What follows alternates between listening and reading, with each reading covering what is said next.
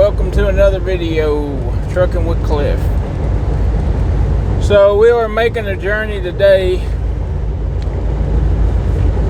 Better yet, we're taking a journey today that I've never taken in 25 and a half years of trucking.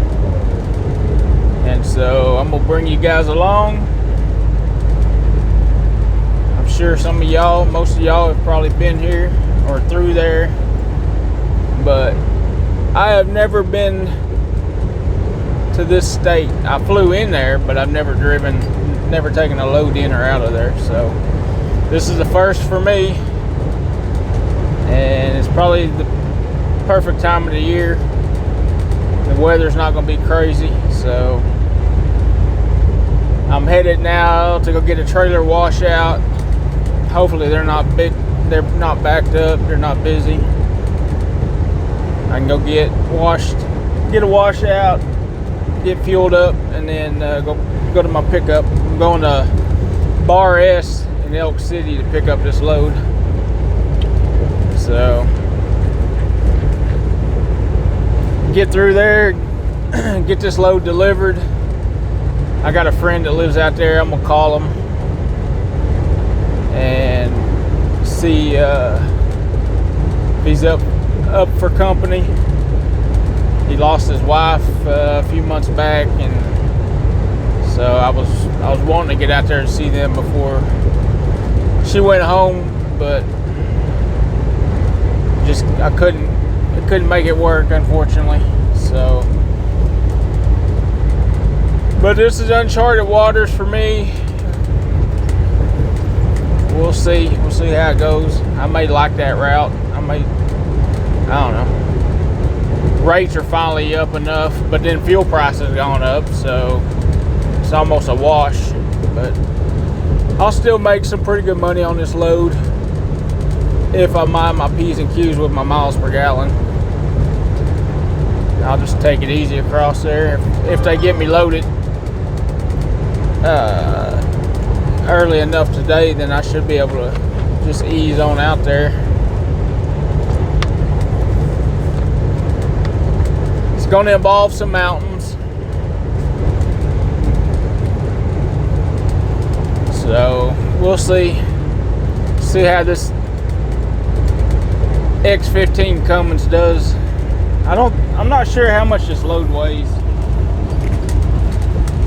I thought it said 30,000, but yeah, 30,000 pounds is what they claim. So I should be able to do pretty good on fuel mileage as long as the wind ain't crazy. But yeah, if it's 30,000 pounds, I should be good. I had to renew my permit. I hadn't renewed it since 23. I didn't realize it, but I was going out there in 24,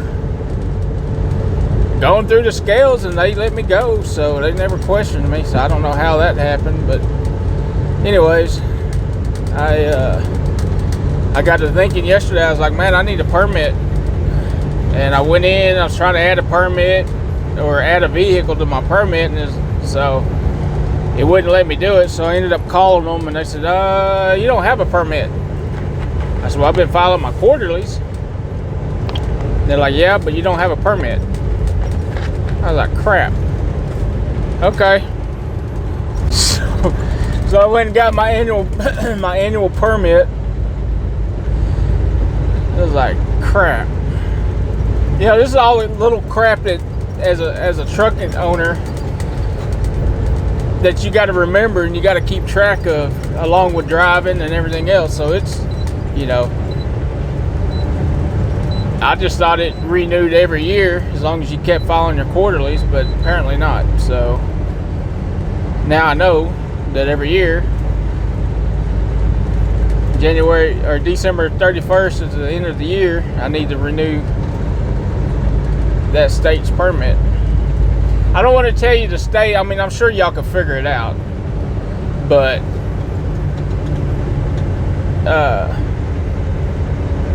and I'll tell you here in a little while. But I got to get through this traffic go get some fuel, get this trailer washed out. I should have washed it out yesterday, but I didn't want to start my clock until today, so.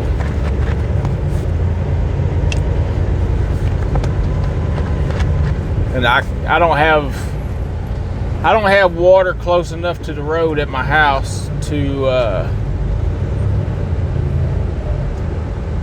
drag a water hose down there and wash it out myself.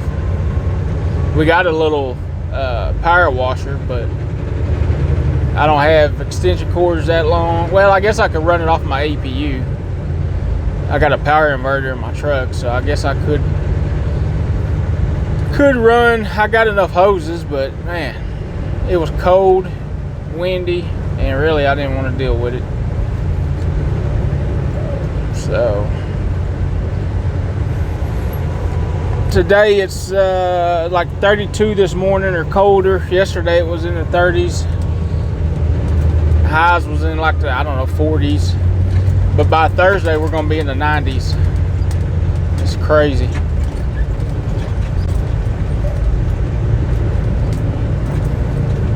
Gotta love springtime weather in Oklahoma. Well, I guess pretty much anywhere in the country anymore. They had tornadoes in Indiana the other day, and then Illinois, and then they're getting blasted with snow. So, you know, I guess weather's crazy everywhere. We just like to think Oklahoma's the only state that has crazy weather, but reality, probably 90% of all the states have crazy weather. Wyoming, Colorado, Idaho, Iowa, Indiana, Illinois, you know, everybody's got Missouri, Kansas. Everybody, whatever state they live in, man, we got crazy weather. We just got crazy weather. Well, you think about it, everybody got crazy weather just about, so.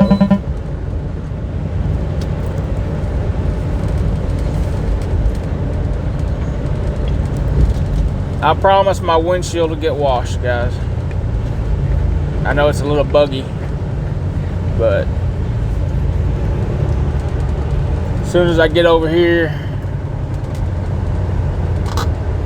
get this thing washed,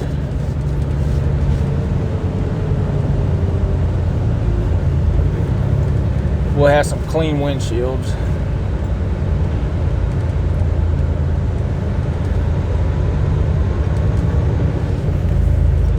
At least rush hour in Oklahoma isn't as bad as it is in like Texas, Dallas, Houston, Chicago.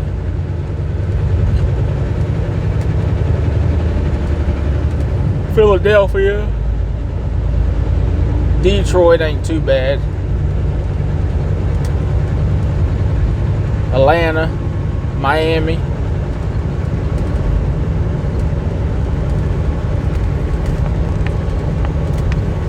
I would say LA, but I've never been to LA, so I don't know. I hear it's a nightmare. Take 8 hours to go 30 miles, so. Almost how Miami is, man. Miami's so daggum compacted that it takes forever to get anywhere during rush hour there. And the roads are crazy down there. In half a mile, use the left lane to take exit 1208 for I-40 West toward Amarillo. I saw some loads going to Miami, and I was like, I think I'll pass. I'd have to deadhead out of there anyways, so the great rate going in would be eat up with deadheading out and fuel costs.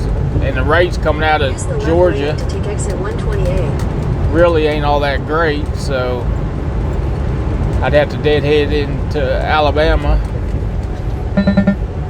So it just didn't make sense. Plus the traffic's a nightmare, and I would not want to be down there in a truck.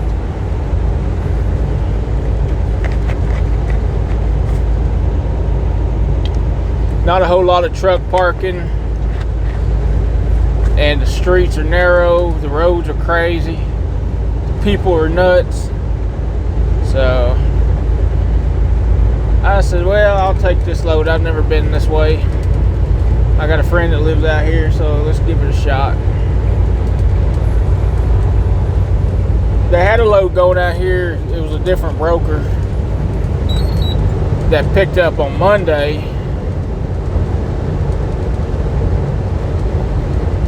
I should have left Monday instead of today, but oh well.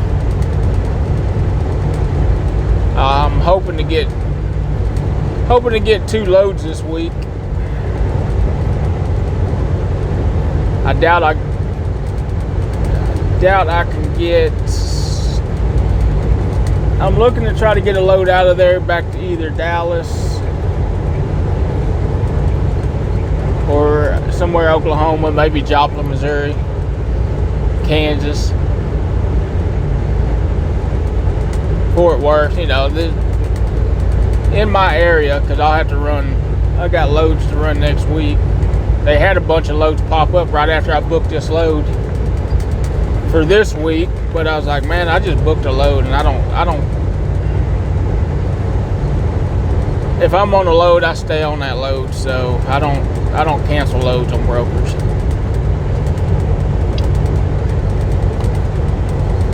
A lot of these guys on YouTube, I just canceled that load with that broker. Well, you're playing with fire when you're doing that crap, because they will freight guard you.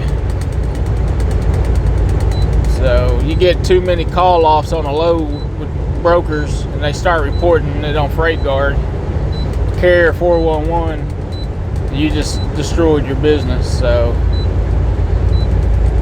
I don't like to book loads early until I'm empty, because a couple weeks ago I told the broker, I said, man, I don't feel comfortable booking this load right now,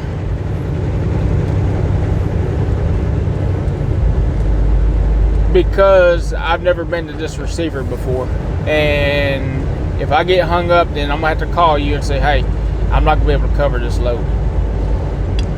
So, and that's exactly what happened. So I don't, unless I know there's the receiver, I don't try to pre-book any loads.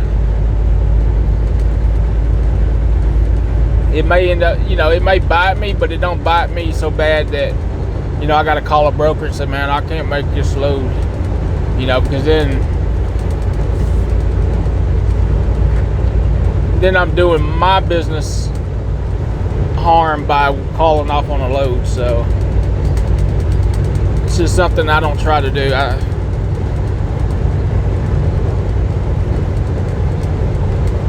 Some guys, they can do it, they might do it, but for me, I don't. That's not how I am as a person either. So, well, guys, I'm gonna get fuel, get a washout, and I'll catch back up with you in a little bit. Well, I finally got loaded out of there. It was quite a waste of time, man. Like, if you know you got a product shipping out, why don't you have it ready instead of holding trucks up? Good grief.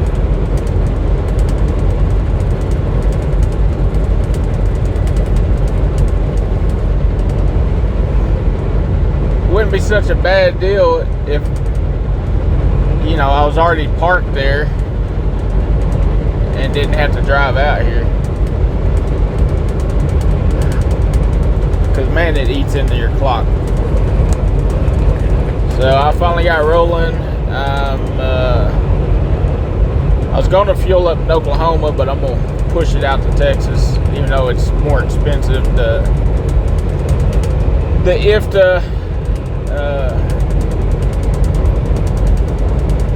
is higher in Texas than it is in Oklahoma, and I've been running a lot in Texas and fueling up in Oklahoma, so I will probably top it off in Amarillo, and then I'll have to fill it up again once I get to Arizona. And I ain't looking forward to those prices.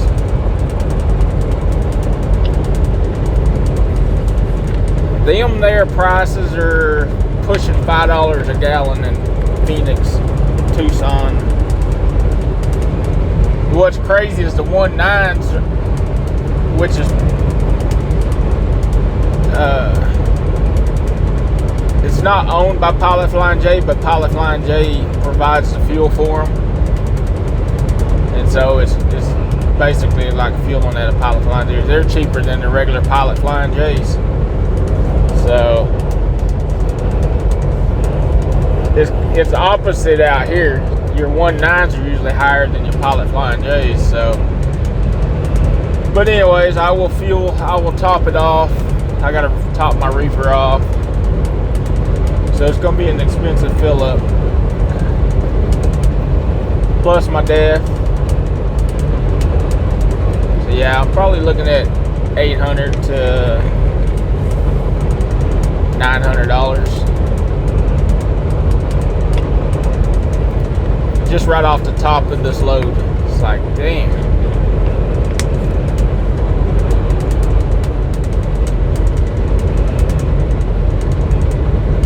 Drive all that distance, wait all that time, and then fuel eats up almost half of the value of the load.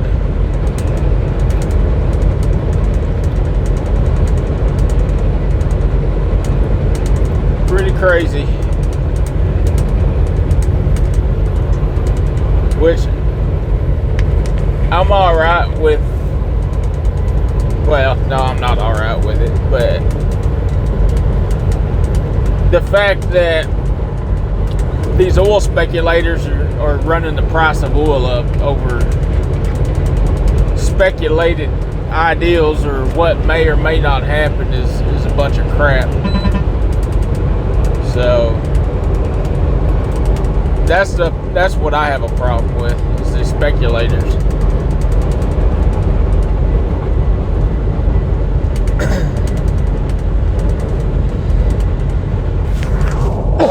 Excuse me. Yeah, these speculators, if a mouse farts by a refinery, they run the oil prices up, you know.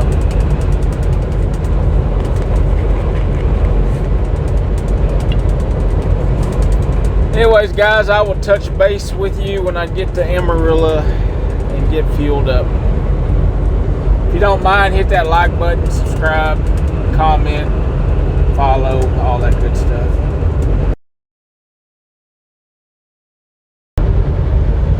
Alright guys, well, I made it to Arizona, and I am in Sightglass National Forest. I guess their ideal of a forest is different than mine, but whatever.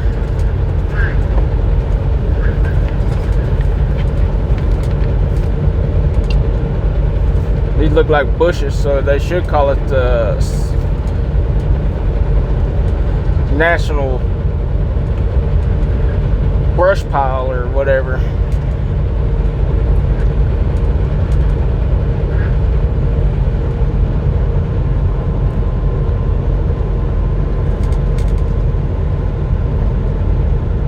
I'm currently on Arizona 377, and then I'm gonna, about 4 miles, I'm gonna make a right, and then I'm gonna be on 277 south. I think that road's a little bit wider than this one. At least I hope.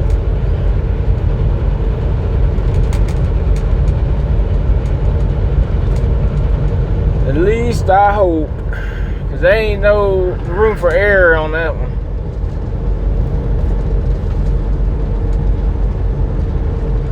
You get off the road on this one, you're gonna be laying on your side taking a nap.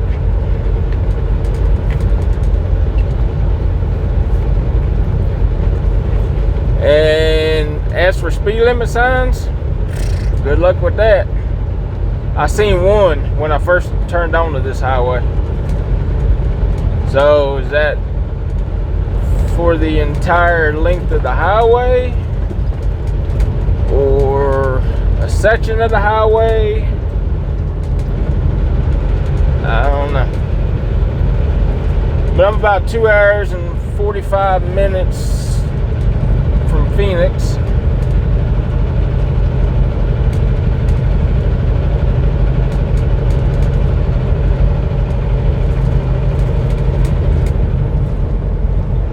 I'm working on booking a load for Friday. They got to approve me as a carrier. Oh shoot, there's Smokey the Bear. Smokey the Bear. Picks up in Yuma, which I know I don't like backtrack deadheading, but for the rate that it's paying, I'll backtrack it. And it's taking me right to the house, so I was hoping it'd pick up in Nogales, because then it's just a straight shot down there, but it's picking up in Yuma, so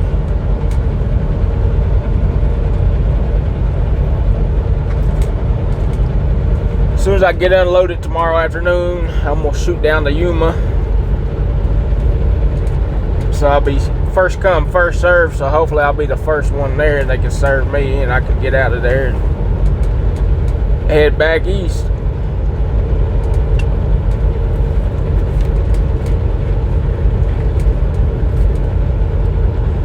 But it's produce, and it's first come, first serve. So it may be one of those. Oh, there's a speed limit sign. Nice. Okay. Well, that's the second speed limit sign in this 30-mile stretch.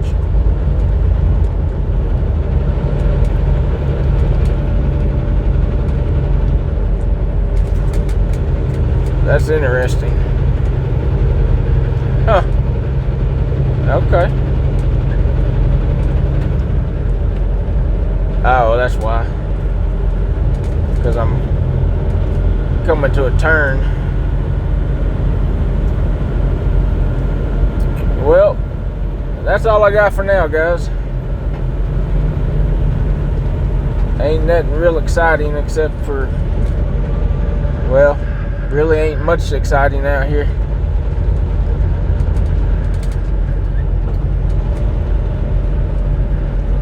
At the next stop sign, turn right.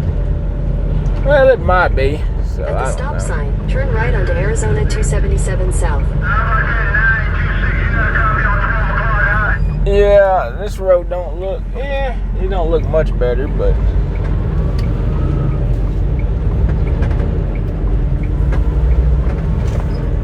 we shall see. Anyways, I'm gonna go pick up, deliver this tomorrow to go to Yuma and pick up produce and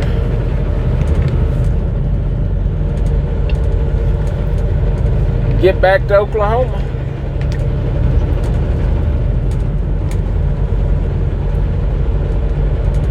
And then I go another 6.6 miles and I'll make another right on Arizona 260. I think Arizona 260 is a 4-lane, if I'm not mistaken, according to Googler Maps.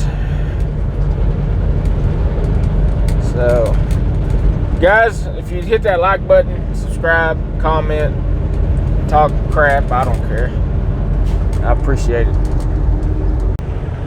Well, I didn't record any footage going to Winco, but I got in and out of there